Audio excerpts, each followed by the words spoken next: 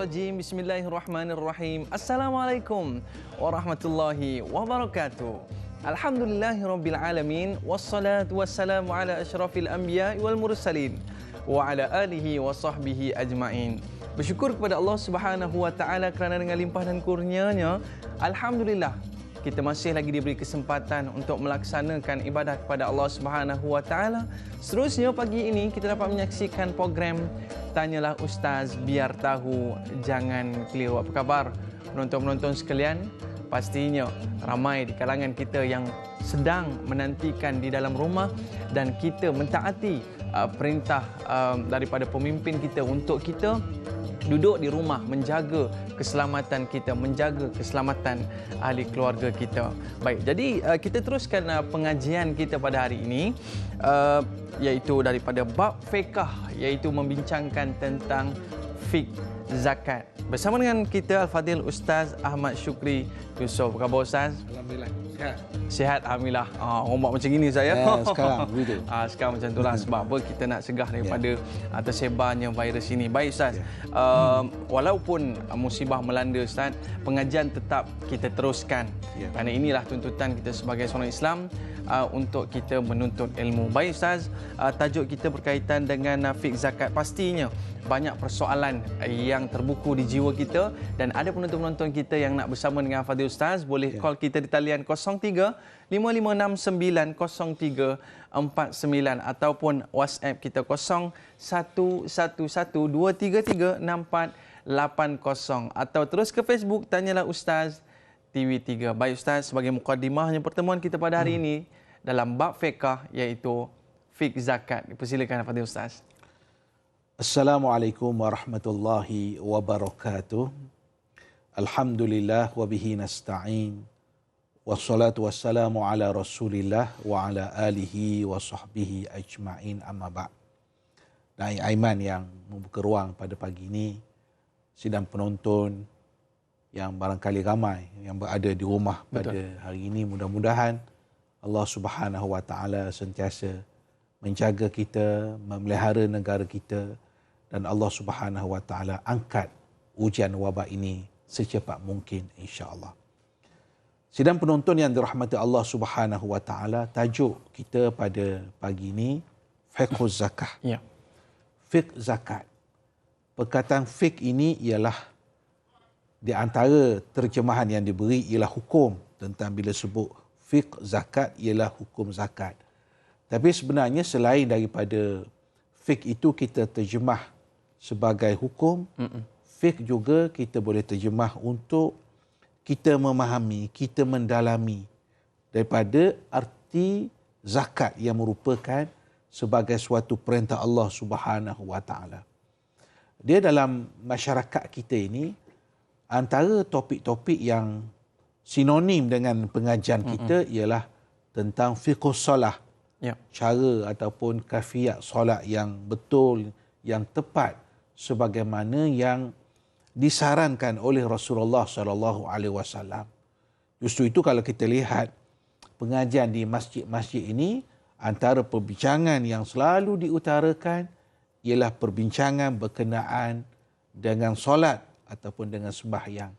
Cuma barangkali di antara perkara yang tidak menjadi suatu keutamaan ataupun menjadi perkara yang sangat penting di masjid-masjid kita ialah pengajian berkenaan dengan zakat. Sedangkan fiqh zakat ini suatu perkara yang sangat besar. Dan zakat juga merupakan di antara rukun Islam yang utama.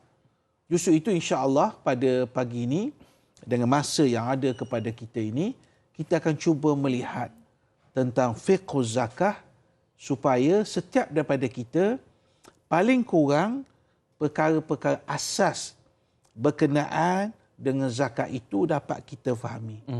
Dalam masyarakat kita selalu bila sebut perkataan zakat, yang terlintas ialah zakat fitrah. Biasa begitulah. Kalau sebut zakat tu, dia akan datang kepada kita dulu. Hari Raya Ustaz. Hari Raya dulu. Dan kita pun tak lama nak melalui insya-Allah proses kita akan berada dalam bulan Ramadan. Betul, sahih. bahawa itu merupakan di antara bentuk zakat, zakat fitrah. Tetapi ungkapan zakat dalam Al-Quran dan juga dalam hadis Nabi SAW lebih menjurus kepada zakat harta. Maksud saya di sini ialah ada dua bentuk zakat yang sangat penting, iaitu zakat harta. Yang keduanya ialah zakat fitrah. Dan sudah tentu perbincangan kita akan lebih kepada zakat harta dalam ruang yang ada kepada kita pada pagi ini, insya-Allah. Baik Ustaz, ini dia zakat yang mana penting. Yang kita tahu Ustaz bahawa zakat inilah salah satu jalan untuk kita membersihkan harta kita, seterusnya membersihkan jiwa kita. Sahabat kita tak sabar-sabar nak tanya soalan Ustaz. Daripada WhatsApp. Assalamualaikum Ustaz dan Da'i. Soalan saya, apakah bidang kuasa dan perkara yang berkaitan perundangan khasnya melibatkan kuasa pungutan dan agihan zakat? Adakah semata-mata pada badan-badan zakat tertentu sahaja ataupun apakah perundangannya Ustaz? Baik. Sebelum saya menjawab persoalan yang dikemukakan oleh sahabat kita tadi, saya ingin merujuk satu ayat tentang kewajipan yang Allah Subhanahu Wa Taala wajibkan kepada kita untuk kita menunaikan zakat. Firman Allah Subhanahu Wa Taala dalam surah At-Taubah ayat 103, A'udzu billahi minasyaitonir rajim. Bismillahirrahmanirrahim. Khudh min amwalihim shadaqatan tutahhiruhum wa tuzakkihim biha. Maksudnya ialah, wahai Muhammad, ambillah daripada mereka, min amwalihim. Min itu sebahagian daripada harta mereka, sadaqatan. Sedekah. Sedekah di sini ialah maksudnya zakat. Tujuannya ialah untuk menyuci dan membersihkan mereka. Seperti yang Da'i sebut tadi, membersihkan jiwa dan juga membersihkan harta. Cuba kita lihat firman Allah, khudh min amwalihim. Ini satu perintah daripada Allah. Wahai Muhammad, ambillah ketika ayat ini diturunkan. Ahli-ahli tafsir melihat dan mereka memberi kefahaman kepada kita daripada ayat ini menggambarkan bahawa perintah memungut zakat itu adalah satu perintah yang diberikan kepada Nabi SAW bukan sekadar sebagai rasul saja ketika itu, tetapi sebagai waliul amri, sebagai pemimpin, sebagai kepala negara ketika itu. Maksudnya ialah sesungguhnya kewajipan kita menunaikan zakat itu asasnya kepada pihak yang berwajib. Sama ada dalam bentuk kutipan dan juga dalam bentuk agihan. Dalam bahasa sekarang ataupun dalam bahasa untuk negara kita ini ialah kepada pihak-pihak berwajib, iaitu daripada Majlis Agama Islam setiap negeri. Contoh mudahnya, kalau di wilayah persekutuan ini di bawah Majlis Agama Islam wilayah persekutuan. Kalau di Selangor, Majlis Agama Islam Selangor.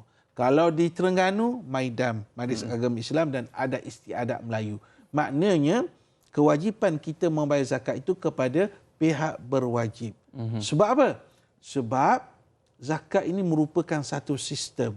Justru itu kalau kita lihat ada perbezaan yang sangat ketara di antara zakat dengan sedekah. Kalau sedekah kita tak kisah pun. Betul. Kita bagi pada siapa, berapa jumlahnya, kepada orang kaya ke, kepada orang miskin ke, terpulang kalau untuk sedekah. Tetapi sudah tentu apabila kita membicarakan tentang zakat, dia ada satu sistem yang sangat istimewa yang telah ditetapkan oleh Al-Quran dan juga yang telah diperjelaskan oleh Rasulullah sallallahu alaihi wasallam. Selain daripada badan-badan yang Ustaz sebut kat sebentar tadi, mungkin ada lagi badan-badan lain yang mungkin dibenarkan daripada perundangan di Malaysia ini untuk membuat kutipan zakat, Ustaz. Untuk kutipan zakat, kalau ikut perundangan di negara kita ini, hanya Majlis Agama Islam yang akan diberi kadang-kadang amanah itu kepada Pusat Pertukaran Zakat, kadang kepada Baitumal, dan kadang-kadang kepada ejen-ejen yang dilantik oleh Majlis Agama Islam wilayah persekutuan. Maknanya dia ada firma tertentu, ada bank tertentu yang mereka ini sifat mereka adalah penolong amil.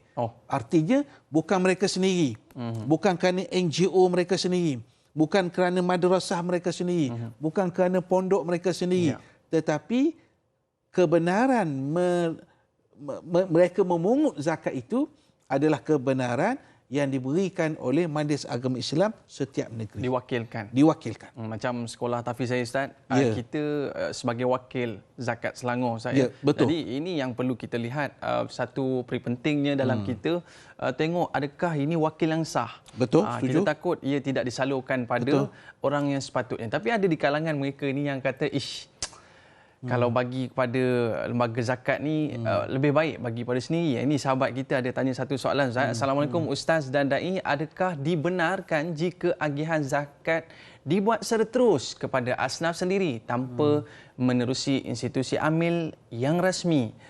Apakah rebat cukai dan hubung kaitnya dengan zakat? Mohon perkongsian ilmu daripada Ustaz. Terima kasih. Salan Ina Rashid. Itu dia, Ustaz. Baik, kita nak lihat adakah bila kita sebutkan tentang wakil-wakil amil dan sebagainya, ada yang mungkin ialah kita istilahkan mungkin terlebih sekedik ke dan sebagainya untuk membuat pilihan sendiri untuk mengagihkan zakatnya sendiri, Ustaz. Baik, soalan yang baik yang disalurkan kepada kita tentang adakah dibenarkan jika agihan zakat itu dibuat secara terus. Seperti yang kita jawab tadi, zakat ni dia adalah satu sistem.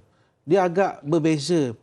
Sebab tu kita kena faham betul-betul perbezaan di antara zakat, perbezaan di antara sedekah, perbezaan di antara infak, supaya kita membuat sesuatu yang tepat. Kita memahami sesuatu perkara itu dengan cara yang betul. Saya katakan tadi bahawa untuk zakat, dia mesti melalui pihak yang berwajib. Cuma hari ini kebanyakan pihak berwajib itu sendiri memberi ruang kepada kita yang membayar zakat ini untuk kita mendapat sebahagian duit itu untuk kita agihkan kepada pihak berwajib. Contoh macam ni. Contoh, kalau saya umpamanya membayar zakat di wilayah persekutuan. Sudah tentulah sebab saya pun bekerja dekat PBZ. Contohnya, katalah saya bayar sejumlah wang, maka saya akan minta kebenaran daripada Majlis Agama Islam Negeri satu jumlah wang dan mereka akan memberi balik kepada saya sebahagian kecil untuk saya agihkan sendiri. Disebut dalam istilah kita guna wakalah. Wakalah maknanya pihak PPZ ataupun pihak Majlis Agama Islam wilayah persekutuan pulangkan balik kepada saya sebahagian duit yang saya bayar zakat itu untuk saya agih sendiri. Maksudnya di sini, walaupun kita bayar kepada tempat yang dikatakan ada otoriti tadi, Majlis Agama Islam, Lembaga Zakat Selangor seperti yang disebut oleh Dai tadi, sebenarnya ada ruang kepada kita untuk kita membayar agih sendiri. Ini ruang yang diberikan kepada kita. Yang kedua, hubungan yang disebut tentang cukai. Cukai dan zakat. Ini satu yang sangat istimewa di negara kita yang saya difahamkan hanya di negara Malaysia saja. Iaitu rebate penuh kalau kita membayar zakat ini. Contohnya katakanlah cukai saya RM1,000. Contohnya. Kalau saya bayar zakat 500, saya hanya perlu membayar lagi RM500 kepada lembaga hasil dalam negeri. Kalau saya dah katalah cukai saya RM1,000, saya bayar zakat RM800, hanya saya perlu bayar cukai RM200. Saya sebutkan ini, Aiman, hanya satu-satunya Malaysia yang memberi rebate penuh kepada pembayaran zakat. Ini suatu yang cukup istimewa. Ini satu kelebihan yang boleh kita lakukan sebagai orang Islam, Zat. Kita buat satu kempen yang mana untuk kita kempen daripada cukai kita beralih kepada zakat itu sendiri. Kerana zakat itu sendiri fungsinya sama untuk membantu orang ramai dan terutamanya orang Islam. Baik Ustaz, kita nak tahu apa perbezaan cukai dan zakat ini. Apa perbezaannya? Mungkin ada di antara perbezaannya dan sahabat kita pun ada soalan berkaitan dengan hal ini. Tapi kita berehat seketika, kembali selepas ini dalam Tanyalah Ustaz. Biar tahu, jangan keliru.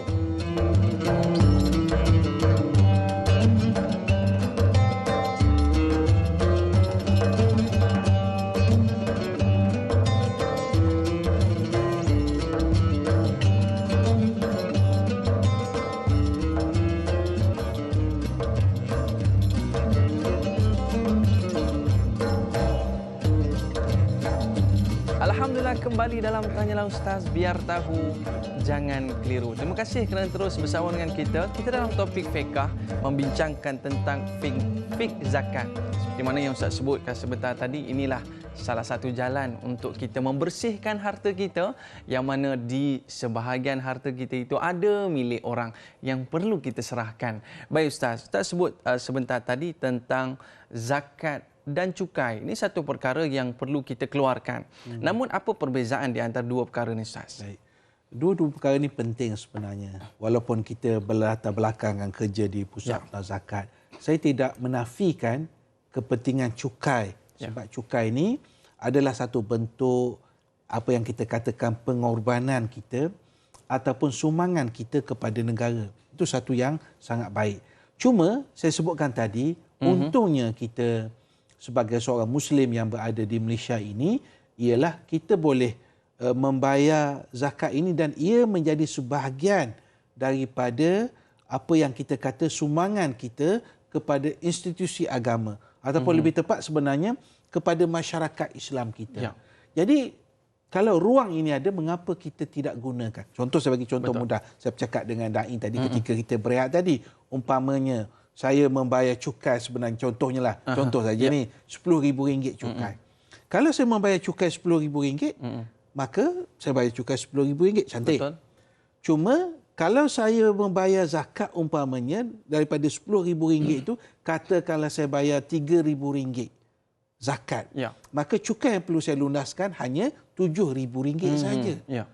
Itu yang kadang-kadang berlaku. Saya tak kata pada semua, tapi berlaku pada sebahagian kita yang mereka tidak mempedulikan bayaran zakat. Tapi cukai mereka bayar RM10,000, RM20,000, RM100,000. Tapi untuk zakat kosong. Ini yang kita sama-sama nak muhasabah, sama-sama untuk kita perbaiki, kerana sebenarnya kita tidak menggunakan duit lain pun.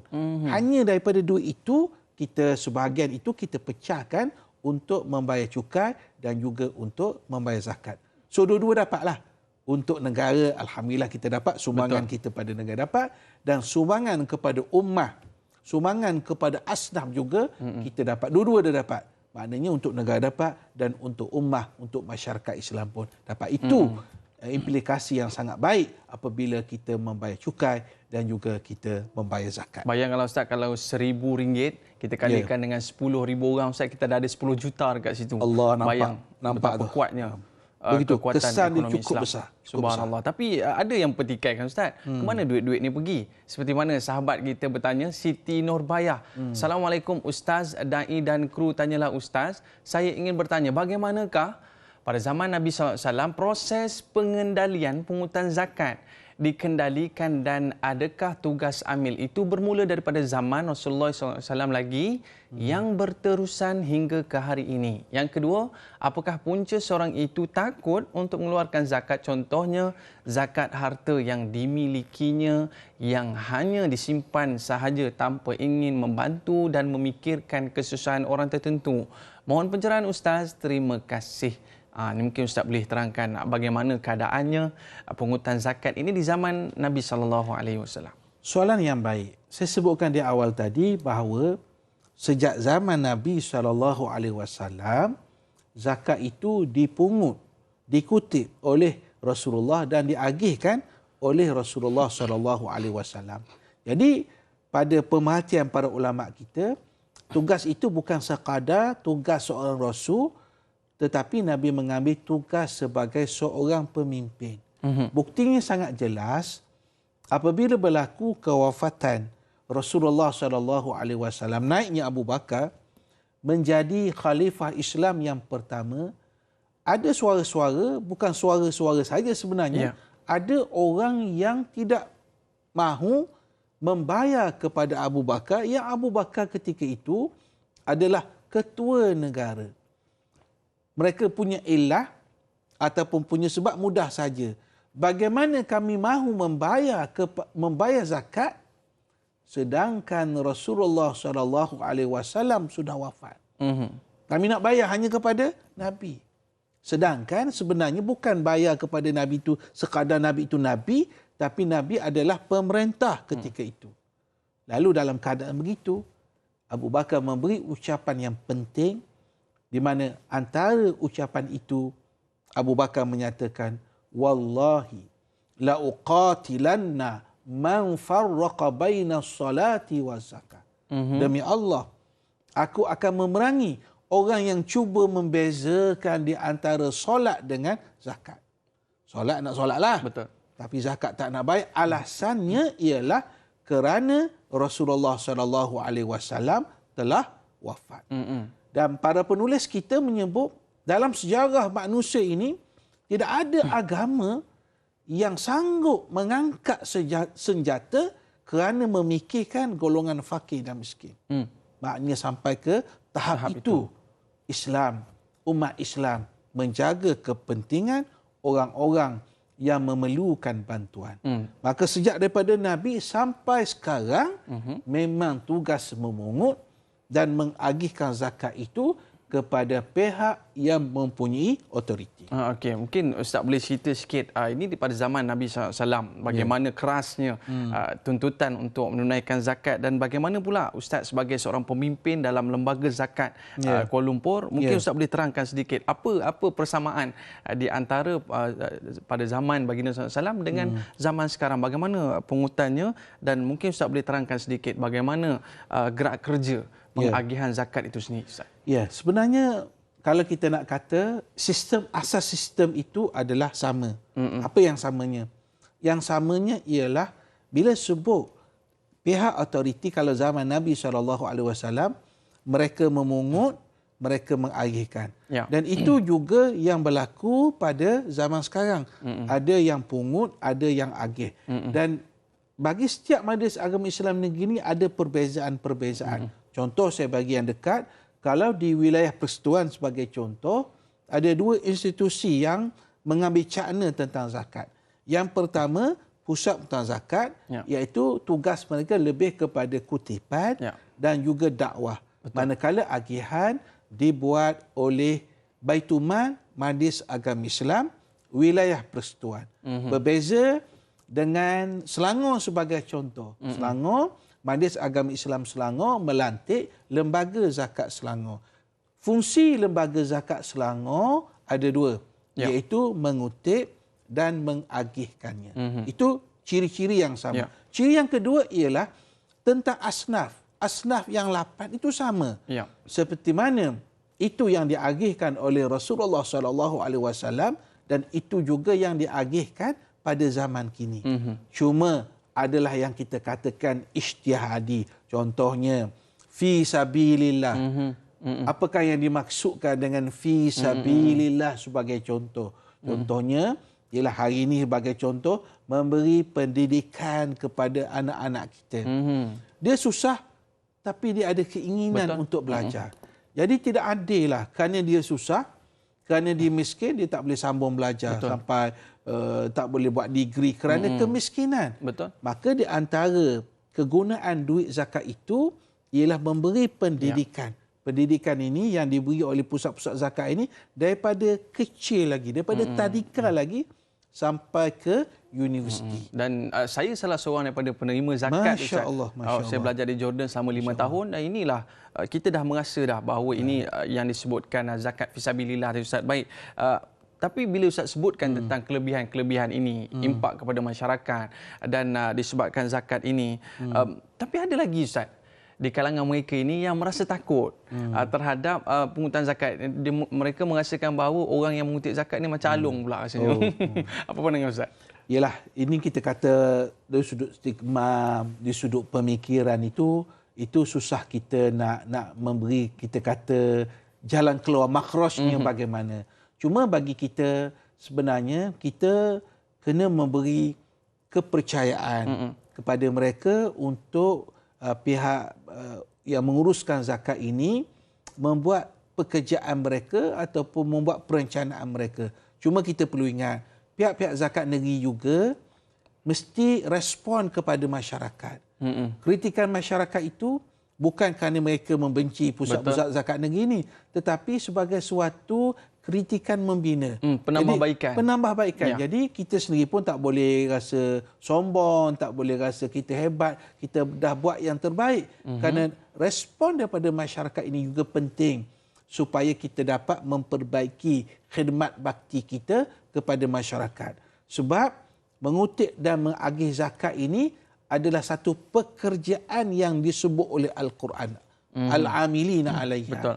Jadi, bila pekerjaan ini telah ditetapkan oleh Allah Ta'ala, maka sudah tentu kita kena melaksanakan amanah ini sebaik mungkin. Betul. Tak boleh ambil kurang, tak boleh ambil mudah. Kerana ini merupakan amanah Allah Subhanahu Wa Ta'ala.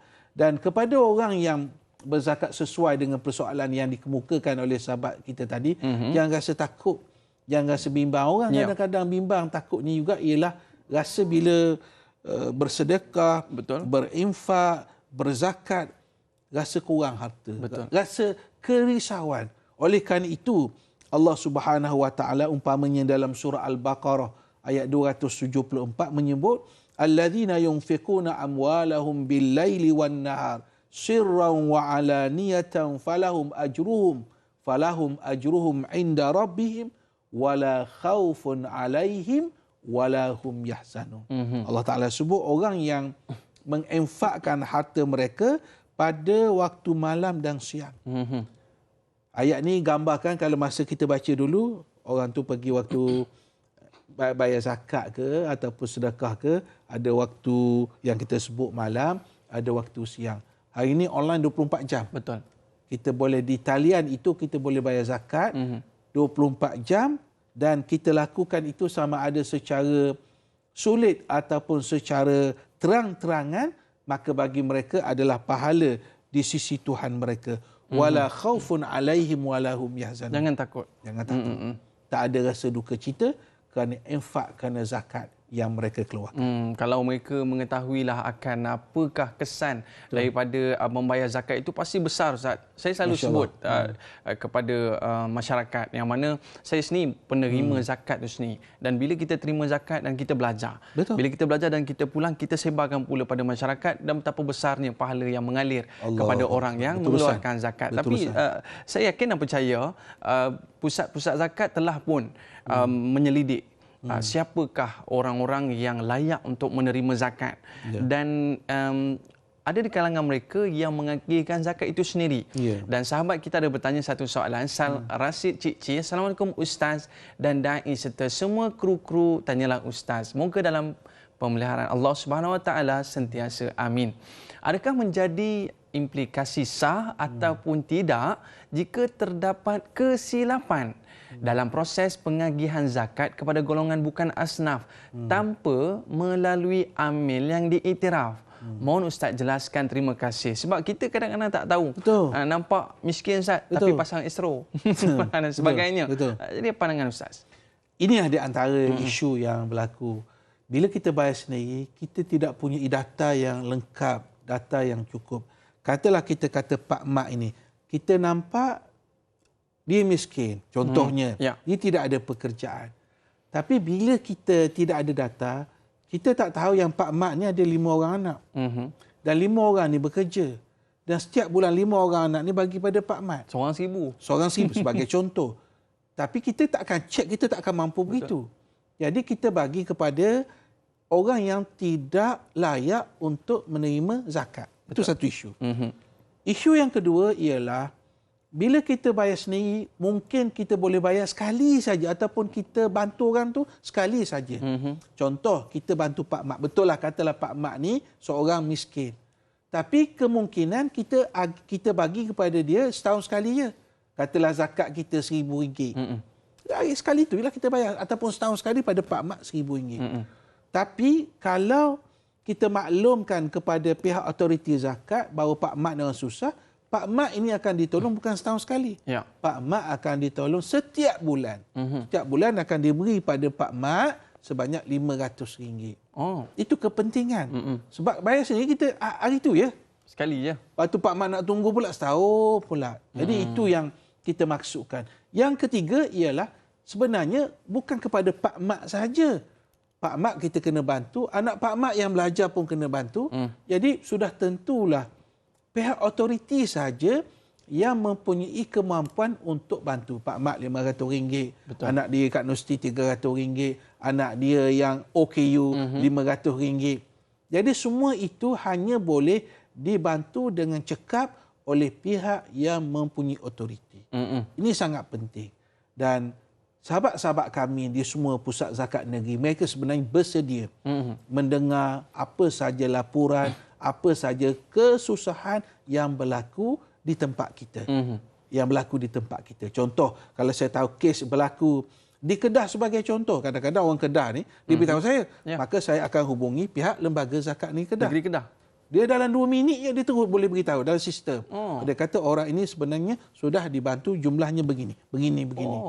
So, ini kita kata satu hakikat, satu fakta yang jelas bahawa sebenarnya peranan ini dimainkan dengan baik oleh pihak zakat negeri. Cuma islah pembaikan itu seharusnya berterusan. Bila Ustaz sebut tentang one off payment Ustaz, daripada orang masyarakat sekitar kepada orang yang penerima zakat itu, jadi kita nak tahu juga bila mana kita bayar kepada pusat zakat dan bagaimana Ustaz mengagihkan duit-duit tersebut daripada sudut investmentnya, daripada sudut agihannya, daripada sudut simpanan dan sebagainya, supaya apa perkara ini boleh di-generate, supaya perkara ini dapat digunakan saban hari, saban tahun, saban minggu dan sebagainya.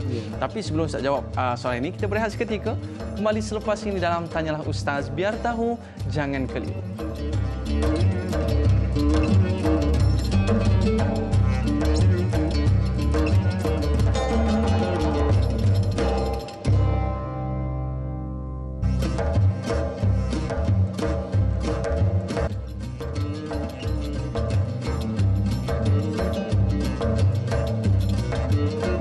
Alhamdulillah, kembali dalam Tanyalah Ustaz, biar tahu, jangan keliru. Jom berzakat, kita bantu orang yang susah.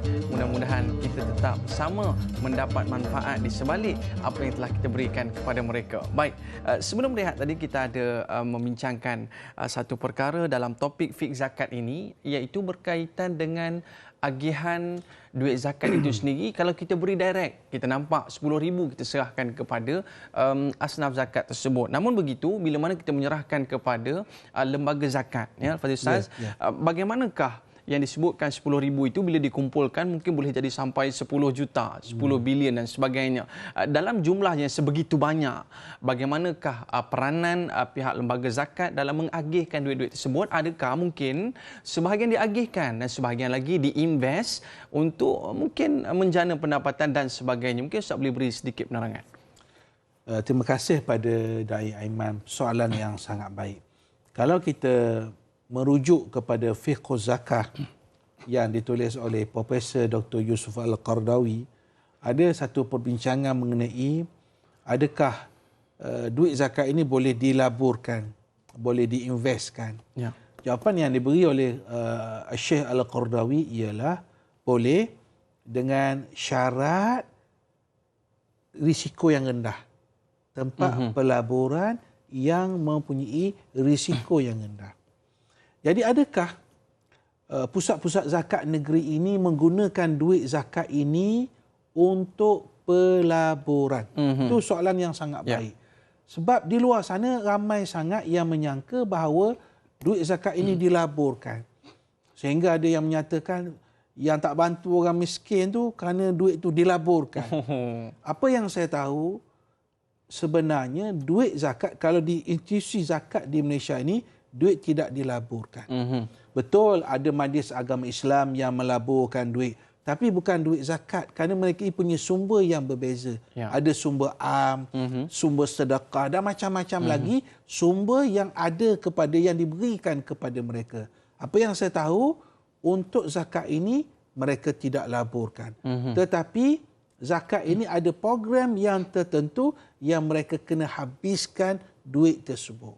Dan kita kena ingat bahawa bantuan kepada orang-orang yang memerlukan ini cukup banyak ataupun orangnya cukup ramai. Umpamanya orang yang mendapat perubatan, rawatan, dialisis sebagai contoh.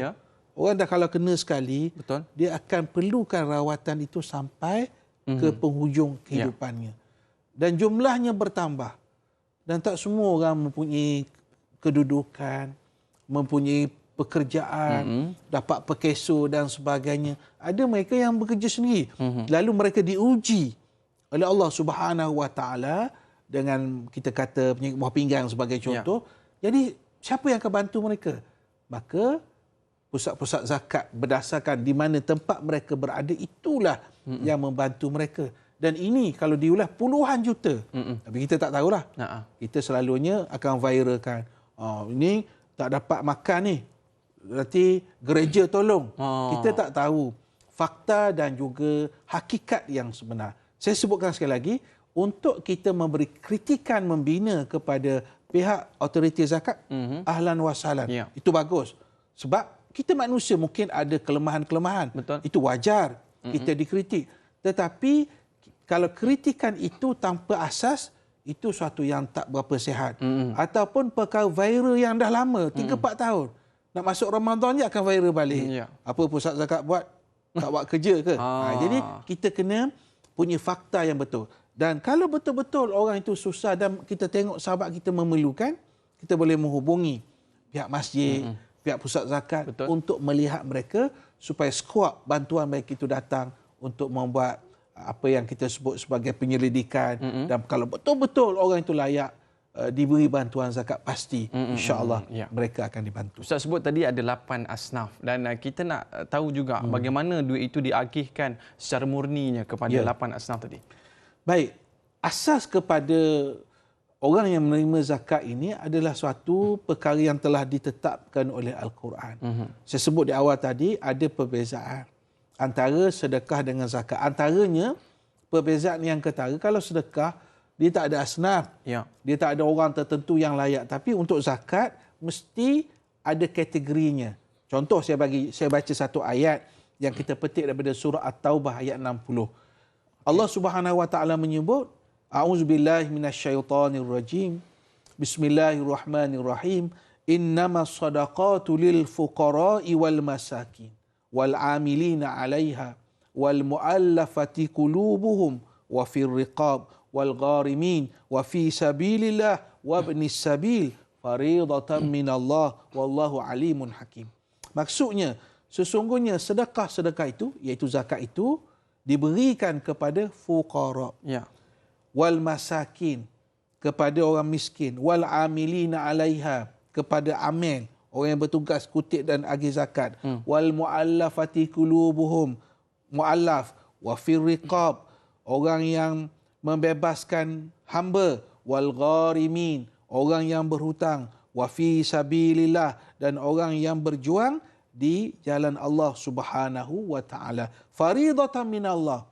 Ini merupakan sebagai satu kefarduan yang ditentukan oleh Allah, dan Allah itu Maha mengetahui, Allah itu Maha bijaksana. Jadi 8 asnaf ni itulah sejak zaman Nabi sampai sekarang, sampai kiamat. Maknanya tak boleh keluar daripada 8 asnaf ini. Cuma mungkin ada perbezaan dari sudut fakir dengan miskin.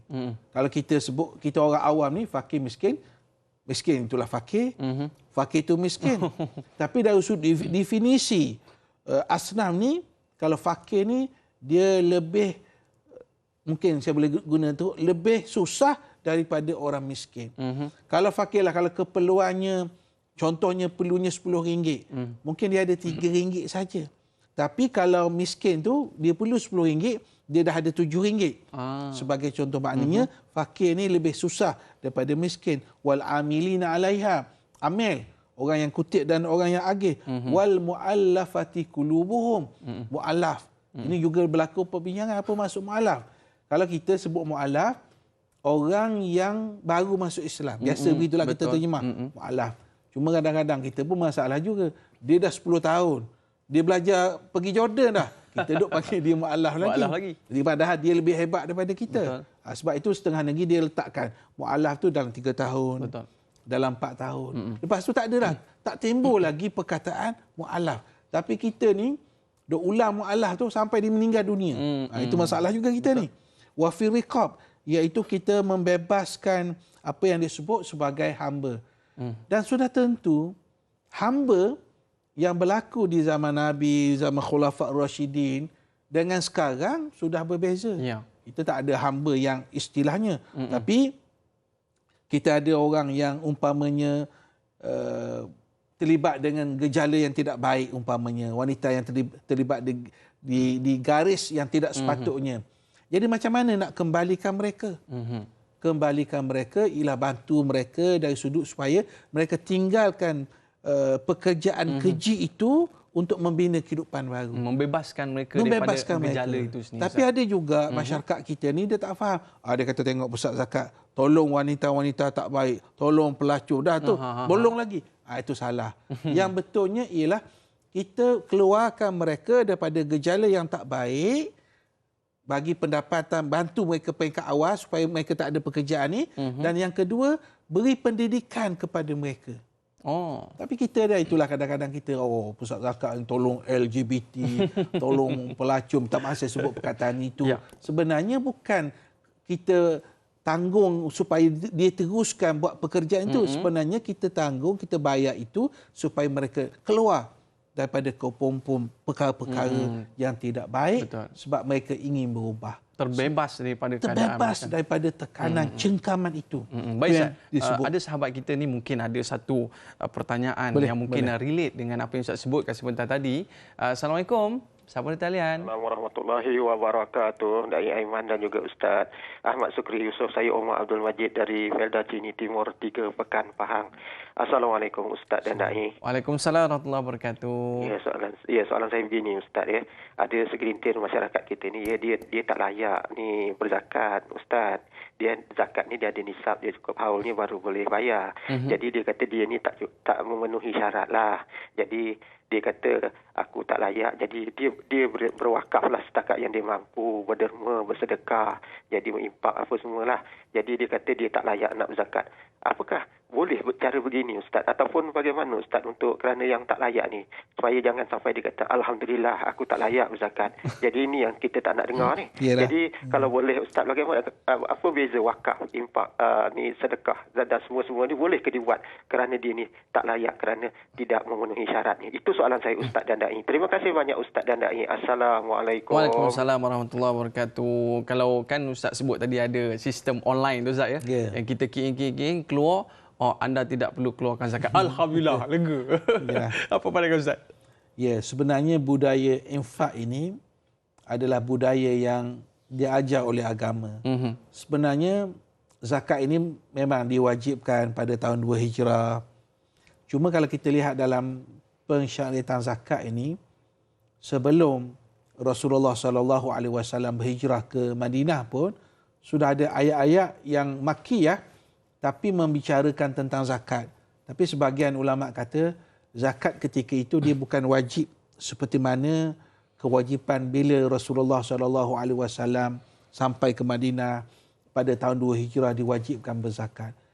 Zakat ini ataupun infak ini adalah anjuran yang dibuat oleh Nabi kita dan juga Rasul-Rasul alaihimussalatu wassalam. Nabi-Nabi pun, yang sebelum Nabi pun mengajak kepada umat supaya solat, supaya berbuat baik kepada kedua ibu bapa, supaya berzakat. Maknanya agama itu sendiri mengajar kepada kita untuk kita menyumbang. Sebab kepercayaan kita dan keyakinan kita seperti yang disebut oleh Allah Subhanahu wa taala, wa ma anfaqtum min syai'in fa huwa yukhlifu wa huwa khairur raziqin. Apa saja yang kamu infakkan daripada sesuatu, Allah Subhanahu wa taala akan ganti. Ada gantiannya, dan Allah itu adalah sebaik-baik pemberi rezeki. Jadi mungkin kita tak mampu berzakat. Bukan kena sebut alhamdulillah, kena sebut astagfirullah. Astagfirullah. Tapi biar ada cita-cita kita, kita, satu hari nanti kita boleh berzakat. Tapi sebelum wajib berzakat, kita bersedekah, kita infak, barangkali RM1, RM2, RM10, RM20, ikut kemampuan kita. Dan mesti tanam dalam hati kita, kalau aku bekerja ni sampai ke peringkat aku layak berzakat.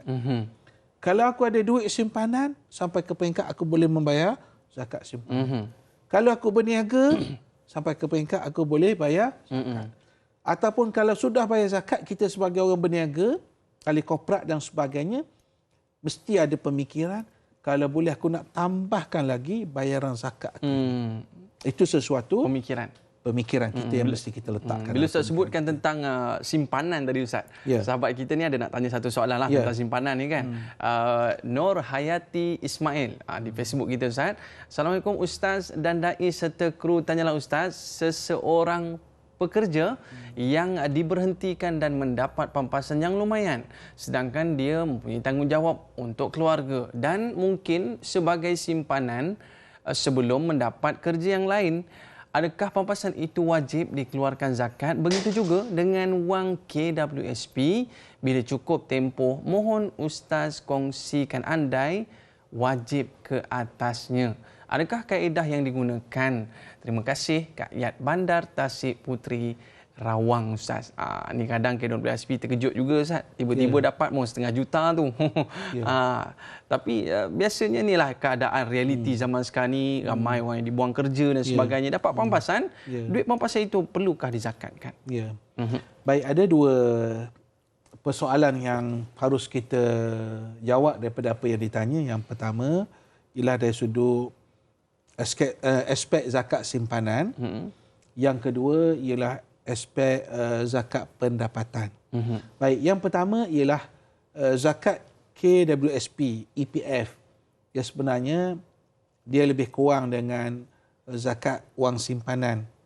Cuma ada pertanyaan, kenapa kita bayar zakat EPF ini setelah kita keluarkan? Contohnya mungkin kita dah ada 100,000 dalam EPF.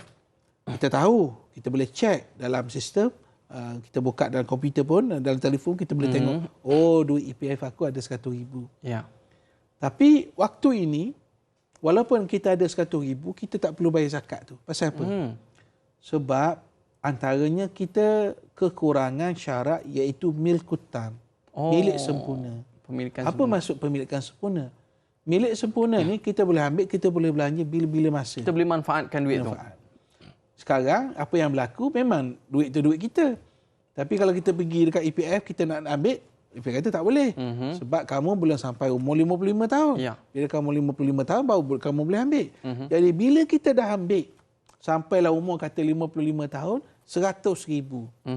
Jadi bila kita keluarkan duit tu, kita kena zakatkan 2.5%. Maknanya 2,500. Ada orang tanya, baru dapat ni, tak cukup haul lagi. Sebenarnya haul tu dah lama dah. Cuma kita kekurangan apa yang kita sebut milik sempurna. Milik sempurna. Sayang memang sayanglah duit. RM2,500 boleh beli tiket. RM2,500. Tetapi kita kena fikir. Betul. Macam Dai sebut tadilah, dalam harta kita ini ada milik orang lain. Betul. Duit kita. Tapi milik orang lain yang harus kita keluarkan. Bukan hak kita lagi. Begitu juga umpamanya orang dapat pampasan, orang dapat hadiah, gunalah apa saja istilah pun, itu adalah pendapatan kita. Yang harus kita menunaikan zakat. Dia punya pemikiran kita, dah kalau kita keluar, habislah 2,500 tu. Ya, atas kertas begitulah. Tapi kita kena ingat, kalau kita tak keluar pun, mungkin Allah Ta'ala boleh ambil pelbagai cara. Tapi kita tak akan fikir begitu. Kita fikir, oh sayang ni, 2,500. Justru itu kalau kita lihat, banyak sekali ayat, banyak sekali hadis Nabi SAW yang mendidik kita supaya kita jangan rasa ragu, jangan rasa takut, jangan rasa sayang untuk kita infakkan sebahagian. Justru itu perkataan yang Allah Ta'ala guna, biasanya perkataan sebahagian. Bukan semua sekali. Kalau zakat itu hanya 2.5% saja. Bukan 25%. 2.5% saja. Kita kena ingat, kita buat ni kerana ta'abbud. kerana pengabdian diri kita kepada Allah Subhanahu Wa Taala. Bila Ustaz sebutkan tadi, kalau kita melihatkan tentang hadis dan ayat Quran yang menceritakan tentang pentingnya kita berzakat ini dan gandaan yang akan Allah berikan kepada orang yang berzakat, pastinya tak sabar-sabar kita nak mengeluarkan zakat. Baik Ustaz, tadi kita sebut tentang pampasan ni Ustaz. Mungkin dapat segedebuk banyak duit tersebut dan duit ini perlu dizakatkan ke ataupun bagaimana? Tapi sebelum tu kita rehat seketika. Boleh. Kembali selepas ini dalam Tanyalah Ustaz, biar tahu jangan keliru.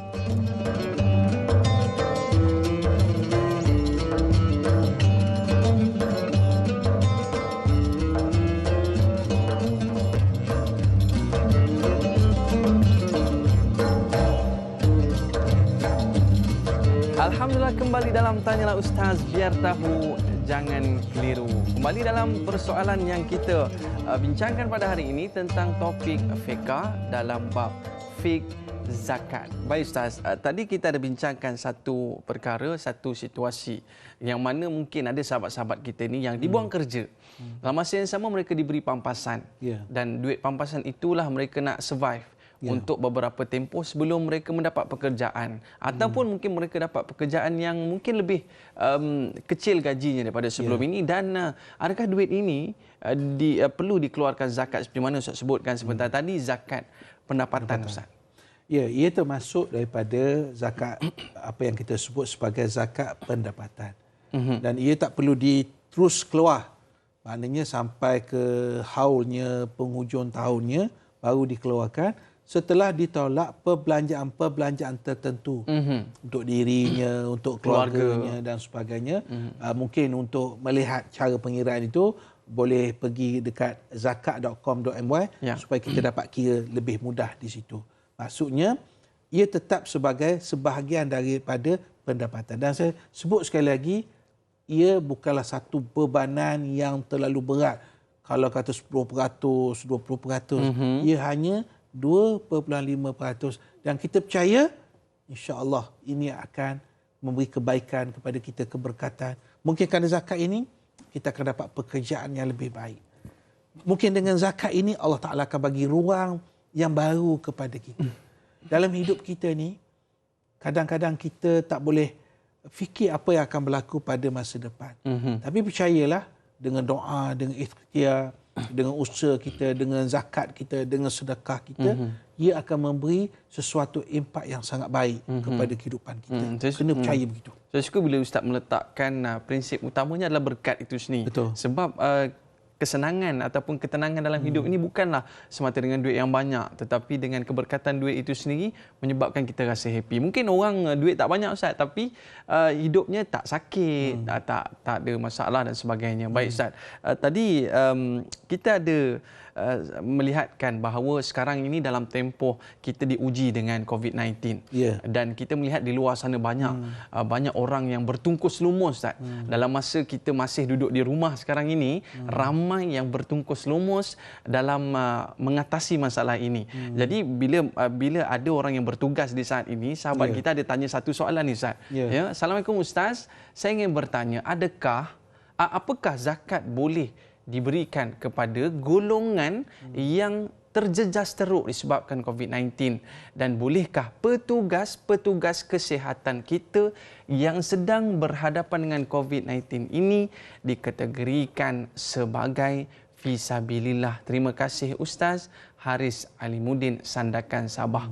Apa pandangan Ustaz? Baik, menjawab persoalan yang ditanya oleh sahabat kita Haris Alimuddin daripada Sandakan, Sabah ini, saya secara peribadi, secara personal bersetuju. Maknanya bantuan ini boleh diberikan kepada orang yang menerima kesan yang teruk akibat COVID-19 ini. Dan begitu juga orang yang terlibat dengan sahabat-sahabat kita yang bertugas dari sudut kategori fisabilillah. Cuma yang menentukan itu adalah pihak berwajib setiap negeri. Dia tak boleh sama. Betul. Maknanya wilayah dia kena berbincang, bermesyuarat, Selangor pun begitu. Tapi asasnya yang ditanya oleh saudara Haris Alimuddin ini ada asasnya. Dan saya fikir inilah ruang yang sepatutnya juga digunakan oleh pihak-pihak zakat negeri untuk menyantuni, kurang-kurang bagi makan.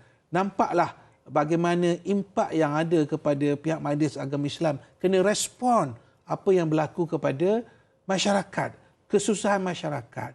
Dia tak boleh kita buat tak tahu, buat senyap, Betul. buat dek saja. Kita kena respon dengan perkara-perkara yang berlaku di hadapan kita. Jangan orang bising, orang tulis Facebook baru kita menggelabah. Oh, Betul. kenapa pihak zakat, pihak Majlis Agama Islam tak buat apa-apa, baru gelabah. Ya. Jadi kita sepatutnya pihak-pihak, ini cadangan saya lah, Majlis Agama Islam melihat isu ini sebaik mungkin kerana masyarakat memerhatikan kita apa sebenarnya yang dibuat oleh pihak berwajib zakat. Jadi Itu pihak- sekadar pandangan peribadi Betul. saya. Dan pihak-pihak luar pun mungkin boleh ke depan tampil untuk sama-sama juga membantu dalam hal ini, Ustaz, ya. Betul. Sebab kita lihat bahawa mereka bertungkus lumus, Betul. bertarung nyawa demi menyelamatkan masyarakat di Malaysia ini, Ustaz. Baik, ini kita sebut tentang COVID-19 dan mungkin ada juga, mungkin Ustaz boleh ulas satu perkara berkaitan dengan musibah bencana alam. Ya. Seperti mana kita sebutkan ada di bahagian mungkin Kelantan, Terengganu dan sebagainya, kadang-kadang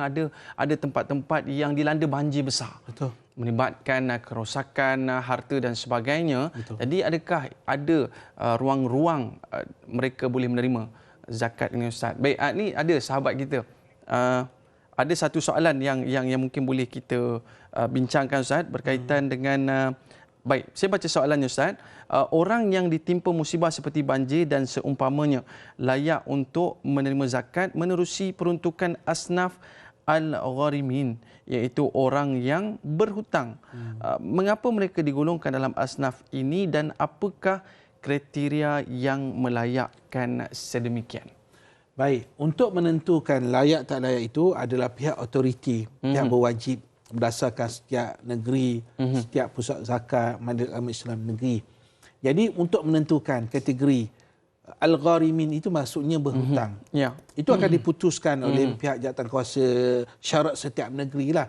Nak letakkan orang ni al-gharimin ke, fi sabilillah ke, itu jawatankuasa syarat setiap negeri akan menetapkan. Kita pun tak boleh kata mesti dia ni gharimin, mesti fi sabilillah. Sebab pengetahuan kita, maklumat kita pun terhad sebagai contoh. Jadi mereka inilah akan mengkaji. Kalau soalan yang dikemukakan oleh saudara Da'i tadi tentang umpama kalau berlaku banjir di Kelantan, di Johor, saya tengok alhamdulillah ketika berlaku krisis ataupun ujian-ujian seperti ini, saya nampak ada pusat-pusat zakat negeri tolong-menolong antara satu sama lain. Betul, peristiwa itu berlaku di Kelantan, tapi Selangor pun boleh tolong. Peristiwa itu berlaku di Johor, negeri lain pun boleh tolong. Sebab apa? Bukan negeri itu tak ada, dah ada, cuma kita menunjukkan keprihatinan kita.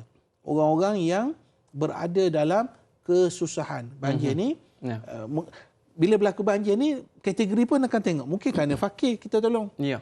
Mungkin kerana miskin. Mungkin kerana gharimin, kesan daripada banjir tu, dia hilang segala-gala, dia banyak berhutang. Mungkin kerana itu. Ataupun mungkin kerana unsur dari sudut fi sabilillah. Kerana apa yang kita sebut fi sabilillah, di jalan Allah Subhanahu Wa Taala, kita nak keluarkan mereka daripada tekanan hidup ketika itu. Dan mungkin kerana berlaku krisis seperti ini, berlaku stres, berlaku tekanan. So untuk meredakan balik tekanan supaya dia boleh menerima musibah yang berlaku. Ini sesuatu yang saya fikir telah dibuat dan sedang dibuat oleh pihak Majlis Agama Islam. Baik, Ustaz. Kita nak menjurus ke dalam sikit, Ustaz. Ada di kalangan kita yang mungkin ada kesesakan daripada sudut kewangan ini sampai tahap mereka tak boleh bayar bil air, tak boleh bayar bil api, yang menyebabkan kita faham bil air dan bil api ini satu perkara yang mustahak dalam kehidupan kita, dan bila dipotong dan kita sukar untuk meneruskan kehidupan. Adakah ini pun kita boleh minta zakat, Ustaz?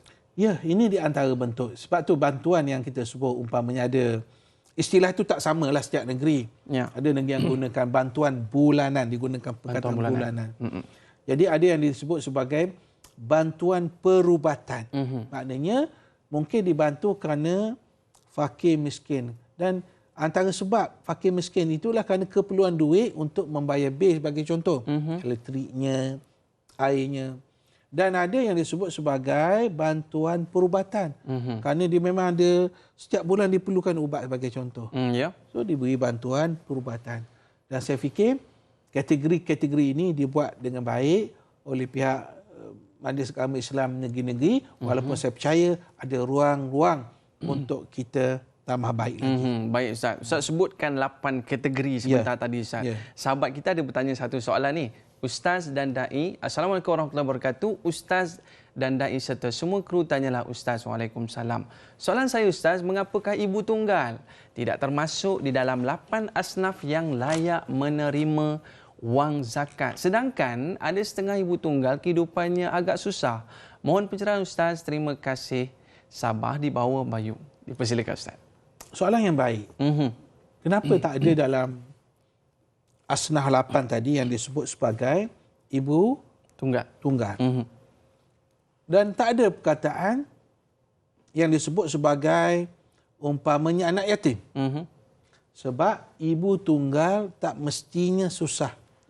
Tapi kalau susah, dia masuk dalam kategori fakir dan miskin. Anak yatim, selalu kita sebut anak yatim. Tapi tak semua anak yatim. Sebab ada anak yatim yang mempunyai harta. Ditinggalkan kepada mereka harta. Tapi kalau anak yatim itu susah, maka dia akan masuk dalam kategori fakir dan miskin. Itu sebab tu penakrifan siapakah fakir, siapakah miskin, itu dibuat oleh pihak pusat zakat negeri berdasarkan temuduga, berdasarkan analisa yang dibuat oleh mereka. Baik Ustaz. Kita nak tahu juga Ustaz berkaitan dengan kadang-kadang ini spektikal orang luar sana Ustaz yang melihatkan pusat zakat bangunan besarnya. Ini semua pakai duit zakat lah ni buat bangunan dan sebagainya. Dan mungkin Ustaz boleh terangkan sedikit dalam duit zakat yang kita dapat dan kita kumpulkan itu mungkin sebahagian kita boleh gunakan untuk pengurusan itu sendiri Ustaz. Betul. Pandangan Ustaz. Baik, kalau kita lihat dari sudut 8 asnaf yang saya sebutkan tadi, ayat yang saya baca daripada surah At-Taubah, nanti sahabat-sahabat penonton kita boleh tengoklah surah At-Taubah ayat 60 itu ada kategori yang disebut sebagai wal amilina 'alaiha. Amil-amil. Jadi maksudnya ada portion, ada bahagian untuk amil. Jadi amil itu akan diberi upah berdasarkan asnaf yang 8 ini. Katalah kita ambil contoh, saya bagi contoh saja ni. Katalah kutipan itu 8 juta. Maka sudah tentu 1 juta itu diberi kepada amil. Bila dapat duit itu kepada amil, maka itu di atas amil macam mana untuk menguruskan. Nak bayar gaji, bangunan, semua itu daripada duit amil. Tak boleh ambil daripada duit fakir miskin. Tak boleh. Hanya dia boleh guna berdasarkan peruntukan yang ada kepada mereka. Ini yang kadang-kadang masyarakat kita, dia mungkin salah faham. Kita salah sebut. Dia anggap bila buat bangunan, dia ambil duit fakir ni, miskin ni, sebab itulah duit orang miskin tak dapat. Rupa dia buat bangunan. Jadi kalau buat bangunan pun, dia ada dua. Kadang-kadang bangunan itu bukan digunakan duit daripada sumber lain. Sumber lain. Kadang sumber wakaf, sumber derma dan sebagainya, untuk dibuat bangunan. Dan dibuat bangunan pun kadang-kadang diberi sewa pula. Diberi sewa, daripada sewa itu diberi bantuan kepada generate income pula. Jadi insya-Allah saya percaya tidak berlaku dinafikan hak fakir miskin, ambil duit itu buat bangunan. Ataupun gunakan untuk berpoya-poya. Saya fikir itu insya-Allah tak berlaku. Cuma saya sebutkan sekali lagi, islah. Perbaikan itu memang ruang itu cukup banyak lagi untuk kita perbaiki. Supaya pihak zakat ini dapat membuat yang lebih baik, yang lebih proporsional, yang lebih kita kata dekat di hati rakyat. Ini kita telah, maknanya saya yakin dan percaya lembaga zakat pun telah membuat satu penelitian yang cukup detail dan cukup telus dalam memberikan, mengagihkan harta zakat ini. Ustaz, ada satu soalan yang mungkin kita boleh kongsikan daripada sudut zakat perniagaan ni Ustaz. Mungkin satu soalan yang ada pada hari ini, bagaimana kita berniaga dengan rakan kongsi bukan Islam? Adakah perlu kita masukkan bahagian mereka dalam kiraan zakat kita itu sendiri Ustaz? Baik. Zakat ini di antara syarat wajib zakat itulah Muslim. Seorang Islam. Maknanya non-Muslim tidak wajib kepada mereka untuk mereka tunaikan zakat. Jadi kita kena buat di sini, kita kena buat pembahagian lah. Maknanya kita bayar zakat hanya daripada bahagian kita saja. Berapa portion kita dalam syarikat tersebut? Ya. Umpamanya kita kata 50-50. So, yang bahagian 50% yang sahabat kita yang bukan Islam, kita tak ganggulah. Kita ambil kepentingan kita saja, kita bayar yang bahagian kita saja. Share kita saja. Untuk mereka, kita tak akan ganggu. Ya. Ini kita nampak keindahan Islam. Maknanya, dilihat syarat wajib itu ialah seorang Muslim. Baik Ustaz, bila Ustaz sebutkan tentang ialah portion dan share dan sebagainya, ada lagi satu soalan Ustaz, mungkin ada kaitannya dengan zakat perniagaan ini. Seorang yang berniaga dan ada rakan kongsi yang meminjamkan wang daripadanya, bila haul zakat tiba, adakah dia perlu membayar zakat daripada jumlah yang dipinjamkan walaupun wang itu belum dikembalikan Ustaz? Ini mungkin dalam bab pinjam Ustaz. Dia pinjam ni, kalau kita tengok dalam ini ada berlaku perbincangan di kalangan ulama lah. Kalau pinjaman itu ada keyakinan dia akan bayar, itu kita kira. Ya.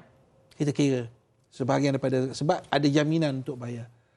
Tapi kita nampak memang gelap masa depan, dia memang tak bayar. So kita tolak, kita tak kira atas tu. Kita akan tengok. Saya ulang sekali lagi, kalau ada harapan bayar, kita masukkan sekali pengiraan zakat. Kalau memang tak ada harapan bayar, gelap masa depan, kita tolak tepi. Allah. Bagaimana pula dengan ASB Ustaz? Sebab Ustaz sebut tadi, KWSP, kita belum boleh menggunakan manfaat pada duit tersebut sehingga umur-umur tertentu. Jadi mungkin saham-saham yang lain juga bagaimana Ustaz untuk kita melihat adakah perlu dizakatkan? Baik, macam ASB, ia boleh dicairkan. Maksud dicairkan ni kita boleh ambil bila-bila masa sahaja. Jadi untuk SB ni, cara pengiraannya ialah kita tengok baki terakhir kita. Contohlah, saya ambil contoh.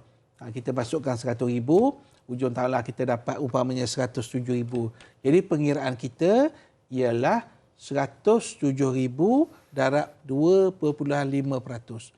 Itu kalau ASB itu memang guna duit kita.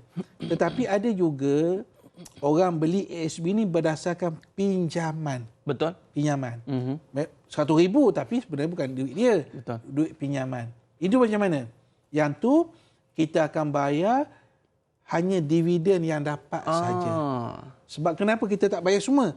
Sebab yang 100,000 itu adalah pinjaman.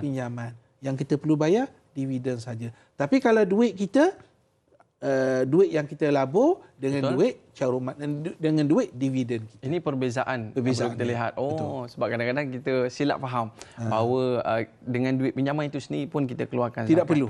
Baik Ustaz, kita nak melihatkan satu perbezaan yang Ustaz sebutkan, zakat pendapatan dan zakat perniagaan. Kadang-kadang ada orang confuse ni di antara dua perkara ni. Jadi sahabat kita Johari Hasnah, Assalamualaikum Ustaz dan Da'i serta kru-kru yang dirahmati Allah. Amin.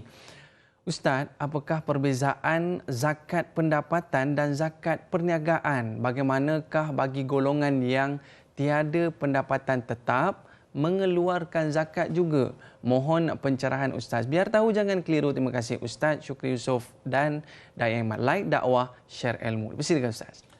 Baik, zakat pendapatan ialah zakat yang kita perolehi melalui apa yang kita sebut sebagai gaji kita. Ataupun kita sebut bonus, ataupun kita sebut mungkin pendapatan sampingan, side income dan sebagainya. Itu yang dimaksudkan dengan zakat pendapatan. Adapun zakat perniagaan ialah perniagaan yang kita buat, yang kita lakukan, yang kita usahakan.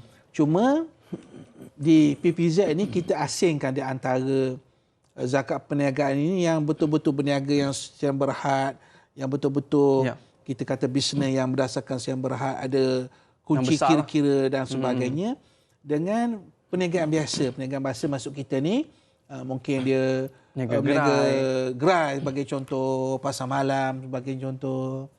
Tapi alhamdulillah Allah Taala beri pada mereka kemurahan rezeki. Jadi itu ada perbezaan lah. Kalau yang berniaga sedang berhad ini, dia ada cara pengiraan lah. Tim kita akan tengok dia punya perbelanjaan dia dan sebagainya. Kita akan tengok akaun dia betul-betul. Tapi yang berniaga yang kita kata yang biasa ni, bahasa mudahnya kita akan ambil keuntungan. Kita ambil keuntungan. Modal dia berapa, perbelanjaan dia berapa, so kita akan tengok keuntungan. Hanya keuntungan itu yang dikenakan zakat. Maknanya tak perlu pening kepala, Ustaz. Pergi je ke lembaga zakat. Itu yang baik. Ya, maknanya mereka akan tolong kirakan. Dan kita keluarkan je lah zakat tu. Betul. Dan kita perlu lihat, inilah Ustaz sebutkan sebentar tadi, manfaat. Untuk kita berikan kepada masyarakat. Jadi Ustaz, yang tak ada kerja tadi itu macam mana? Baik. Yang tidak ada pendapatan tetap. Yang tidak ada pendapatan tetap, kita akan tengok, kita akan kira lah. Sebab ialah kalau kita kata tidak ada pendapatan tetap dan jumlahnya kecil, tak ada masalah, tak kena zakat. Tapi ada juga orang yang tidak pendapatan tetap, tapi sekali dapat tu, Masya Allah, gedebu. Dia dapat RM50,000. Ya. Memanglah, dapat RM100,000. Itu pun kita akan kira berdasarkan pengiraan zakat pendapatan. Layak ataupun tidak. Kalau layak, Alhamdulillah. Kalau tak layak, kita akan usaha lagi sehingga kita layak suatu hari nanti. Betul. Dan kita berusaha daripada penerima kepada pemberi zakat. Terima kasih kepada penonton setia di TV3. Kita akan sambung lagi Ustaz, 30 minit di TV9. Dan insya-Allah terima kasih di atas kesetiaan anda. Saya Dayang Iman undur diri. Assalamualaikum warahmatullahi wabarakatuh.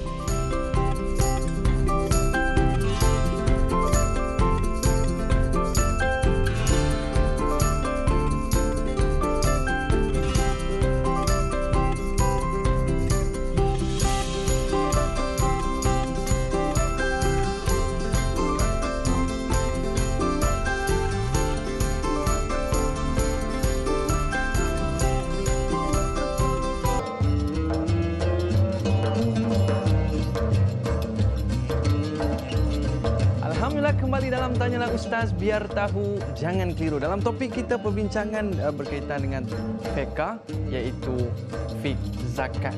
Baik Ustaz, kita dah membincangkan panjang lebar berkaitan dengan zakat ini dan banyak lagi sebenarnya persoalan yang perlu kita ajukan. Kenapa inilah merupakan satu konsep pembersihan harta yang perlu kita lihat dalam kita nak mencari keberkatan harta itu sendiri, kita berzakatlah. Yeah. Baik Ustaz.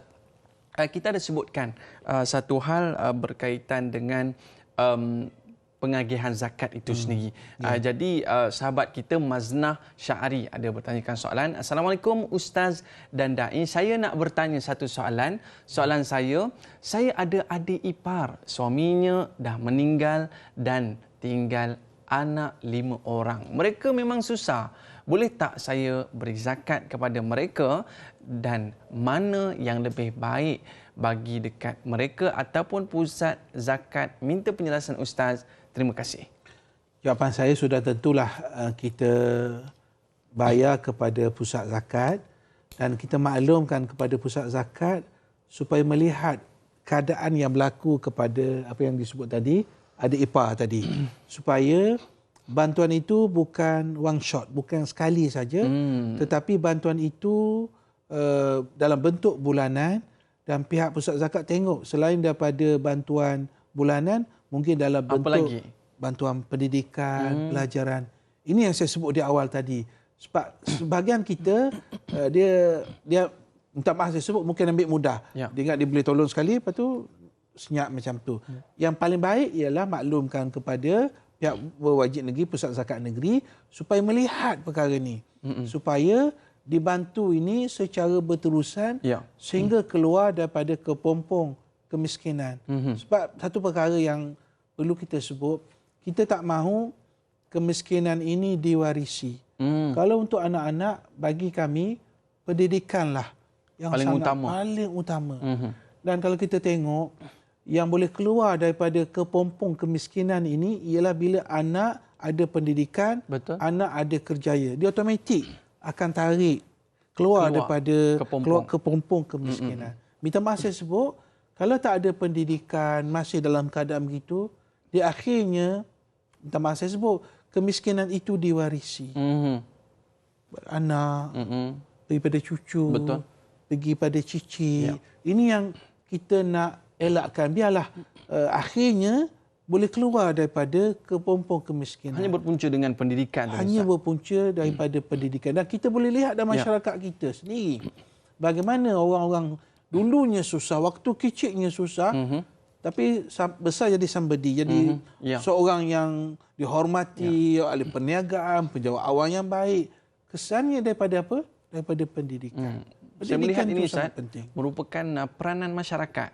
Ialah kita, kalau kita miskin pun tak adalah kita nak menagih simpati kepada orang. Betul. Jadi maknanya peranan masyarakat itu sendiri yang perlu memberitahu kepada pusat zakat bahawa dia ini perlu diberi bantuan. Ya.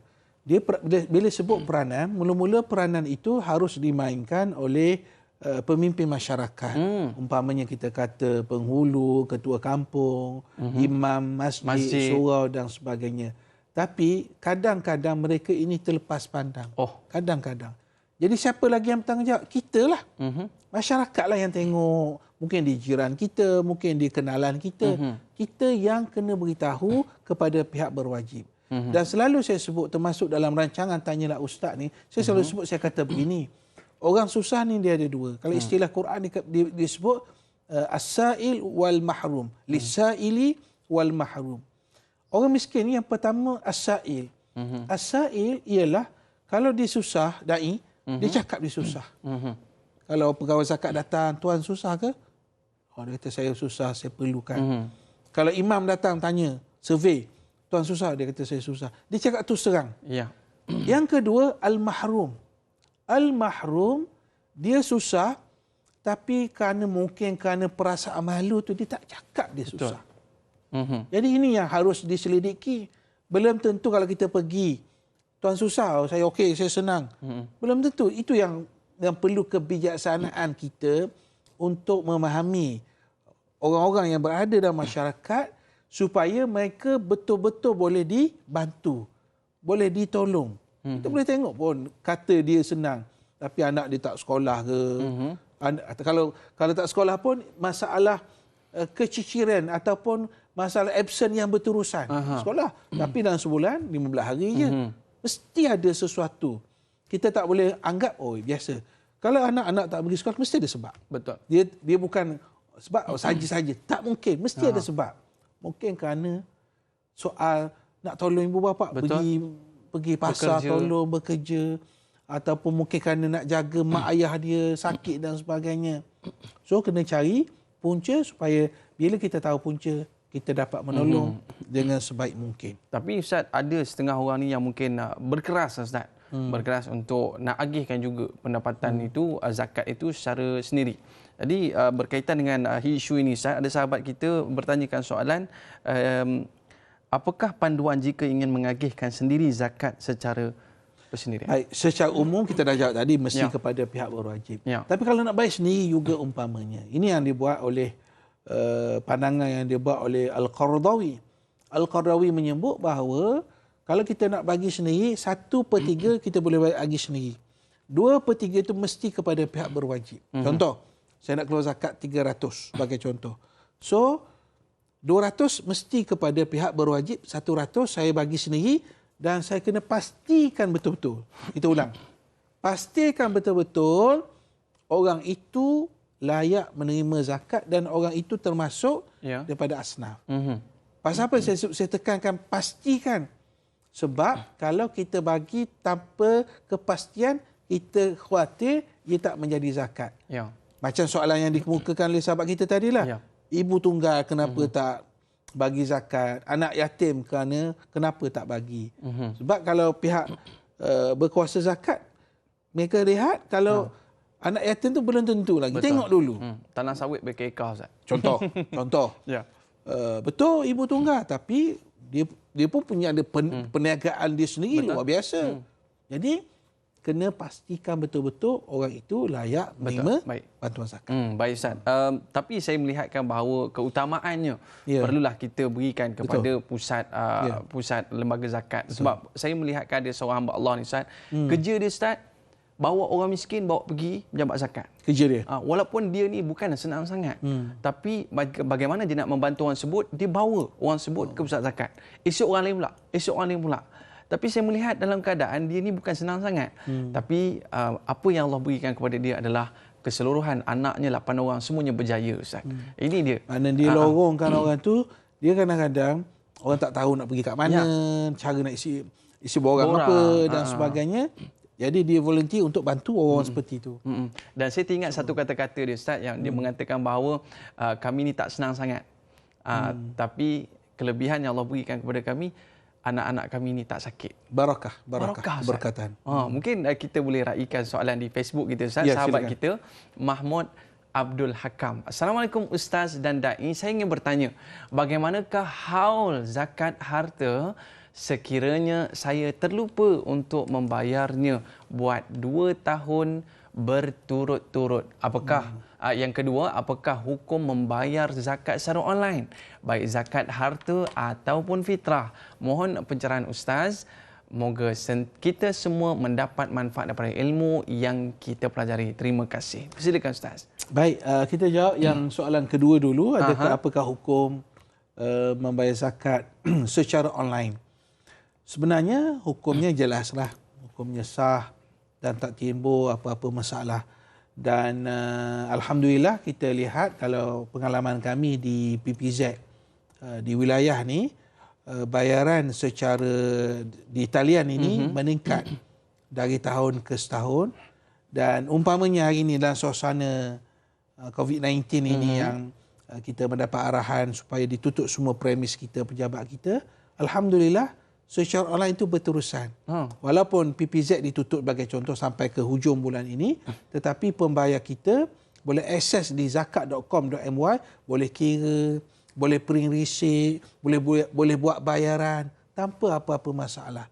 Bahkan katakanlah untuk receipt yang dikeluarkan, salinan receipt itu pun sah, diperakui oleh lembaga hasil dalam negeri. Jadi ini kita kata Da'i, kemudahan yang Allah Subhanahu Wa Taala berikan kepada kita, walaupun tanpa kita pergi ke pejabat zakat, kita boleh membayar di talian, kita boleh membayar secara online. Itu jawapan nombor 2. Bagaimana pula haul tadi? Haul tadi, umpamanya orang tu dah tertinggal, dah 2 tahun tak bayar. Maknanya kalau istilah yang kami gunakan, dia kena qada zakat tersebut. Katakanlah dia bayar katalah 2 tahun tu 500. So dia kena bayar 1,000 lah. 500 dan tak ada denda lagi. Dia tak ada pula kata fidyah atas zakat, tak ada. Itu cuma kita sebagai seorang Muslim kena ambil berat lah. Macam gini juga, macam solat kan. Kita dah tahu dah waktu asar pukul berapa, maghrib. Jangan kita langgar waktu tersebut. Itu solat. Zakat pun begitulah. Maknanya jangan kita langgar. Lengah-lengahkan. Sebab tu kita kata kalau kita ingat tu, kita bayarlah. Sebab tu setengah orang, dia ambil haul, dia mudah dia ingat macam ni Da'i. Kalau dia bayar bulan Ramadan akan datang dia bayar. Jadi dia ingatlah. Dia ingat macam tu. Ataupun orang pilih bulan 12. Dia biasa, masyarakat kita ni 2 tarikh penting lah. Bulan puasa, bulan Ramadan ataupun bulan 12. Kalau biasa bayar mudah, kita bayar 12. Tapi kalau kita bayar, kejap bayar bulan 3, kejap bayar 7, itu mungkin boleh lupalah. Tapi kalau nak mudahnya, ialah dalam bentuk kita pilih sama ada Ramadan ataupun bulan 12. Tapi saya percaya setiap pusat zakat negeri dia akan remindkan kita. Dia hantar SMS, di email, remindkan kita, maknanya tempoh kita berzakat dah sampai dan kita kena lunasi kita punya bayaran kita, bayaran zakat kita. Bila Ustaz sebutkan kadang-kadang kita dapat projek ni sekedebuk Ustaz. Dalam setahun ni ialah mungkin orang buat catering dan sebagainya, projek 30,000. Mungkin 5 kali dalam setahun, 30,000 dan terkumpul 150,000. Jadi bagaimana kita nak menilaikan haul tersebut dan berapakah kiraan yang perlu dizakatkan. Tapi sebelum tu Ustaz, kita berehat seketika. Boleh. Kita kembali selepas ini dalam Tanyalah Ustaz Biar Tahu, Jangan Keliru.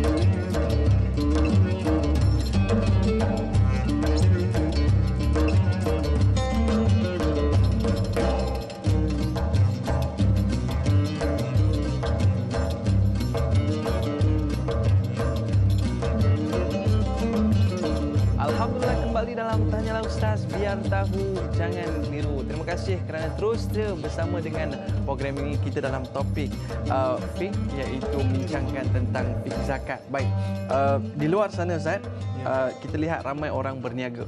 Tapi sebelum kita nak sentuh tentang isu ini Ustaz, ada sahabat kita ni mungkin ada nak bertanya soalan kepada Ustaz. Assalamualaikum, siapa di talian? Waalaikumsalam warahmatullahi wabarakatuh. Ustaz dan Dai, saya Haji Tukinon, Haji Muhammad Saleh daripada Skudai. Okey. Apa khabar Tuan Haji? Sihat Alhamdulillah. Alhamdulillah. Saya berkurang ni, tak boleh keluar kan. Ya, betul. Okey, persoalannya Ustaz dan Dai, saya nak tanya Ustaz. Contohlah Ustaz ya. Saya ada simpanan. Kalau dia punya nisab dia katalah 20,000 Ustaz. Haulnya setahun Ustaz. Tapi masalahnya saya Ustaz, dalam setengah tahun tu, dalam bulan 6, saya keluarkan duit tu untuk menyelesaikan masalah saya Ustaz. Jadi maknanya haul tu tak cukup. Dia tu tengah-tengah tahun saya putus. Macam manakah zakatnya? Adakah kena bayar juga ke ataupun macam mana Ustaz? Itu saja soalannya ya. Ustaz pagi ni, terima kasih. Assalamualaikum. Waalaikumsalam warahmatullahi wabarakatuh. Ni kira haul terputus ni Ustaz. Macam mana ceritanya tu? Baik, dia ada perbezaan jugalah pandangan di antara, sedikitlah pandangan berbeza negeri-negeri. Kita di wilayah kita amalkan begini. Kita amalkan zakat simpanan ini kita akan ambil di penghujung haul. Kalau bahasa mudah, kalau kita nak buat contoh, katalah mula simpanan itu bulan 1 sehingga bulan 12. Bank A contohnya. Bank A. Baik. Mungkin tak kisah yang berlaku tengah tu dia ambil apa semua. Okey, tak ada masalah. Kita akan tengok di hujung tu berapa. Bulan 12 tu berapa. Misalnya kata RM10,000. Okey. Mungkin di tengah tu ada RM20,000. Tak kisah. Kita ambil di hujung itu saja. Bank A. Bank B. Hujung tu ada berapa? Ada RM10,000. So RM20,000. Bank C ada RM1,000. Campur RM1,000 lagi. So kita ambil di penghujung haul, kita campur, kita darab 2.5%. Oh, jumlah itu sendiri. Jumlah di hujung haul. Jadi tak timbul perkataan putus haul tentu tak timbul. Tapi Tuan Haji tadi dia sangka dah keluar tu terputus. Tak. Haul itu berterusan. Sebab tu kita ambil pengiraan zakat simpanan di hujung haul. Kalau banyak akaun, bank A ada, bank B ada, bank C ada, kita campur.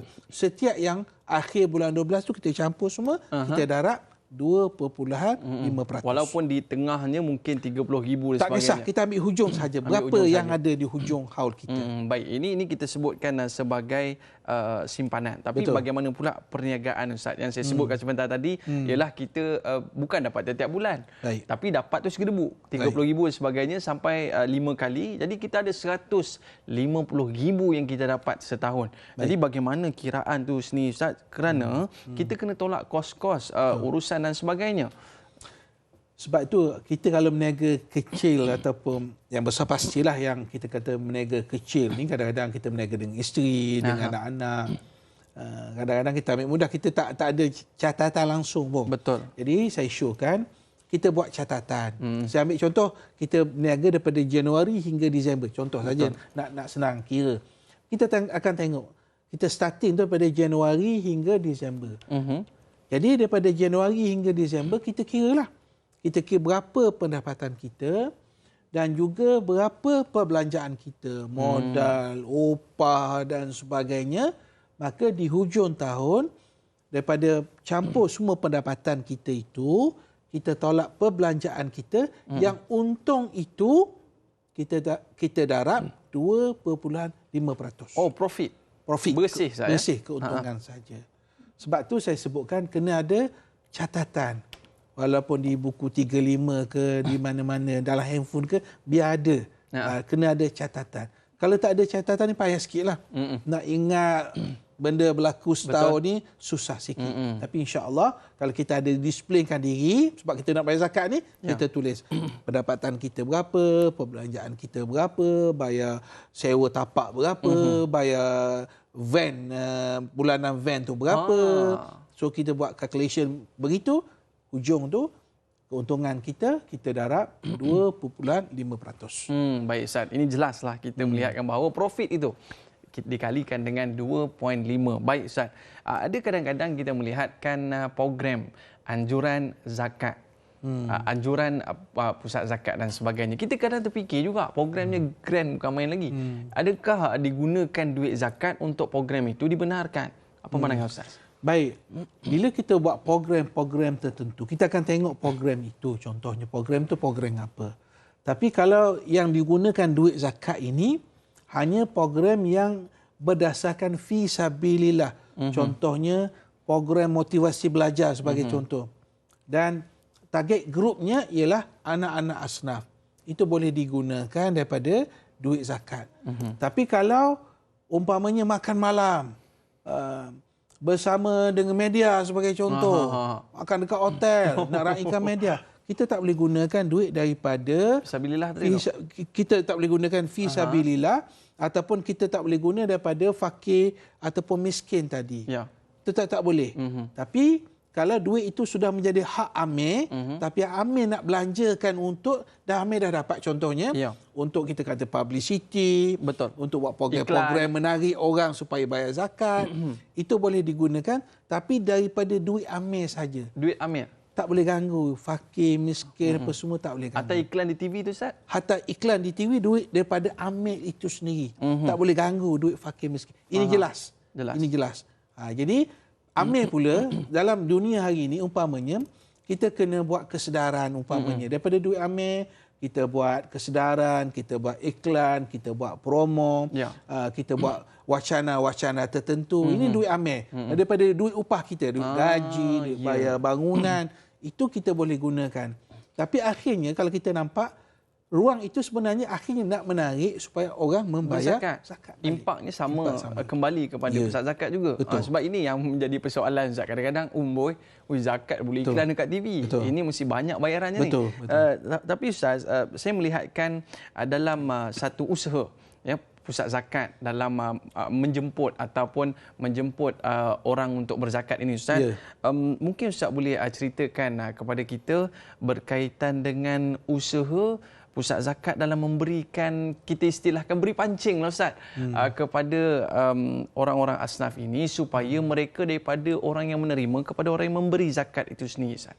Baik, satu soalan yang sangat baik dan setengah orang luar selalu antara kritikan mereka kepada pusat-pusat zakat negeri ni, orang kritik kan, dia kata kamu ni bagi duit, patutnya kamu bagi pancing. Itu, jadi kamu jaga orang tu sampai bila-bila.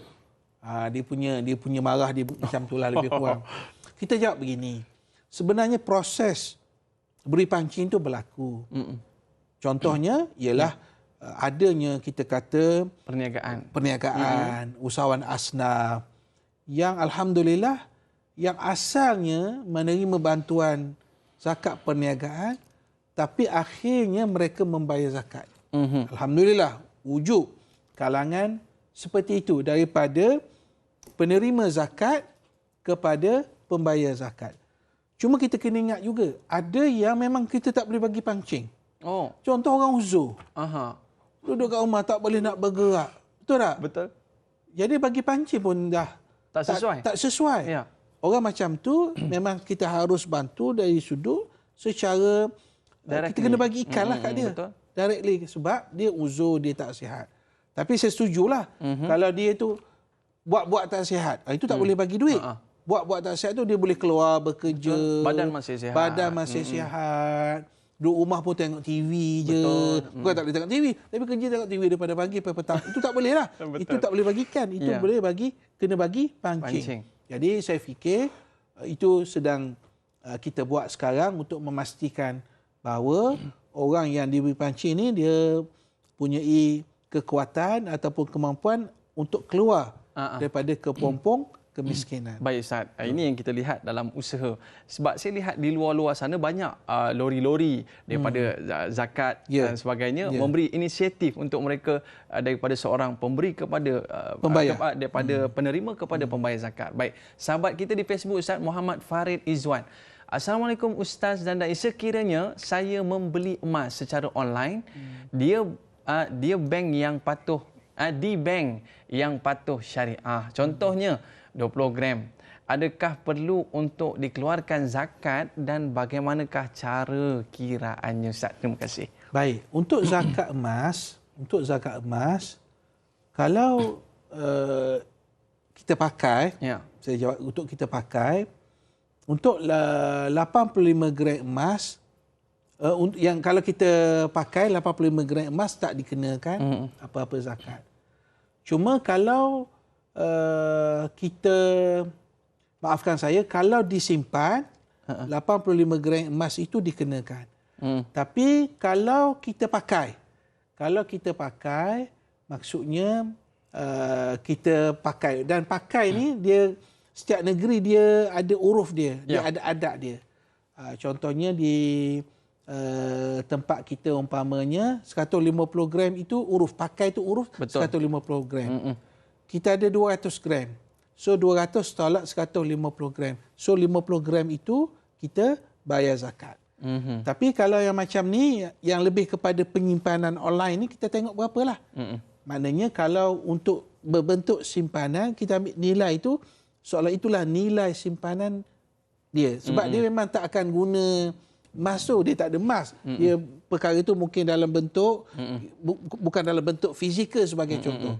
Jadi ada dua kategori di situ. Maknanya kalau dipakai, kita dah bagi uruf tadi, maknanya untuk 150 tak kena, yang lebih tu kena. Kalau kata kalau 200 tolak 150 gram, so 50 gram saja dikenakan zakat. Tapi kalau dia buat penjanaan penyimpanan untuk, dia tak nak simpan bentuk duit tapi dibeli barang, so itu kita akan tengok nilai dia, kita akan darat 2,5%. Tapi kalau pakai tu Ustaz sampai sekilo kat tangan, itu tak boleh, itu bukan adat dah tu. Itu dah terlebih dah. Itu saya katakan adat itu dia dalam 150 gram saja. Kalau sampai 300 gram, sampai Mami Jarum punya style itu tak boleh lah. Allahu Akbar. Baik Ustaz. Saya kadang-kadang ada terdengarlah pada pihak masjid yang mana menganjurkan program untuk asnaf ini Ustaz. Tapi malangnya bila kita menganjurkan program, mereka semata-mata ambil bantuan dan mereka balik. Dan mungkin ini ada kaitannya bukan setakat mereka miskin dan mereka juga miskin minda. Sedikit pandangan daripada Ustaz dan mungkin juga sebagai rumusan dalam pertemuan kita pada hari ini. Silakan. Baik, kita akui bahawa mengubah manusia ni bukan mudah. Betul, kadang-kadang kita lihat kemiskinan itu pada harta, pada aset, pada duit. Dia tak ada duit, dia tak ada aset, dia miskin. Tapi yang lebih parah lagi ialah kemiskinan itu ialah kemiskinan berfikir. Kemiskinan minda.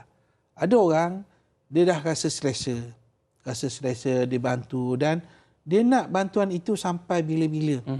Dia kadang-kadang diberi bantuan rumah sewa.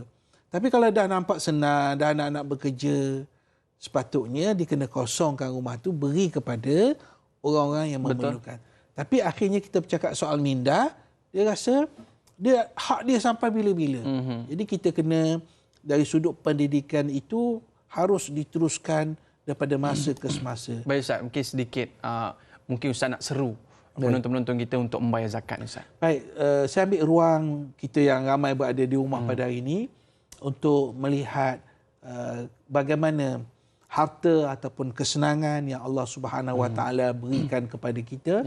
Maka sebahagian sebenarnya duit itu harus kita keluarkan zakat sebagai pertama ta'abbud kita, pengabdian diri kita kepada Allah Subhanahu Wa Taala, perintah kita kepada Allah, perintah kita mentaati perintah Allah Subhanahu Wa Taala. Yang kedua, sebenarnya bila kita bayar zakat ini, Allah Ta'ala akan bagi barakah, keberkatan. Ini suatu yang susah kita nak tafsirkan. Betul. Kita nak ungkapkan, macam mana nak terang bila awak bayar zakat, awak dapat berkat. Itu tak sama. Jadi, paling yang kita nampak ketenangan jiwa, keharmonian hidup, kasih sayang dalam kehidupan, ketenangan. Itu kalau nak banding dengan duit zakat kita bagi 1,000 tu tak ada benda sangat. Jadi, kesihatan, kita dapat kawan-kawan yang baik. Betul. Kita dapat idea-idea yang baik. Anak-anak duduk dekat-dekat dengan kita. Anak-anak yang dekat dengan kita, anak-anak yang menyayangi kita, pasangan yang setia dengan kita waktu senang, waktu susah. Ini semua rezeki yang Allah Ta'ala berikan dan ia ada kaitan dengan ketaatan kita kepada Allah, ada kaitan dengan bila kita laksanakan tanggungjawab kita menunaikan zakat. Baik, Ustaz. Saya fikir ini peluang yang ada kepada kita pada pagi ini untuk sama-sama kita muhasabah diri kita semua, Baik, insya-Allah. terima kasih Ustaz. Mungkin Ustaz boleh pimpin doa kita sebagai penutup program kita pada hari ini. Bismillahirrahmanirrahim. Alhamdulillahirabbil alamin.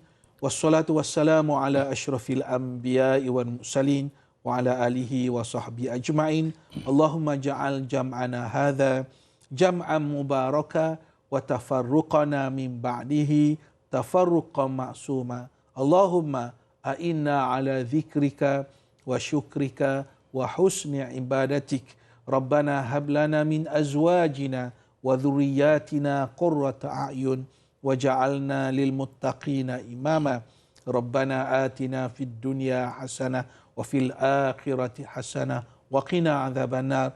Wa sallallahu ala sayyidina Muhammadin wa ala alihi wa sahbihi wasallam. Walhamdulillahi rabbil alamin. Taqabbalallahu minkum. Minna wa minkum taqabbal ya karim. Terima kasih Al-Fatihah Ustaz atas pencerahan yang diberikan. Terima kasih kepada para penonton yang setia bersama dengan kami. Jangan lupa jaga diri anda, duduk di rumah, pastikan anak-anak kita, kebersihan kita dijaga. Mudah-mudahan kita diberikan kesihatan dan kesejahteraan, dan kita doa mudah-mudahan Allah lindungi kita semua. Saya Dai Eman mengundurkan diri. Mohon maaf di atas lanjur kata tersalah bicara. Lain dakwah, share ilmu. Assalamualaikum warahmatullahi wabarakatuh. Wallahu a'lam.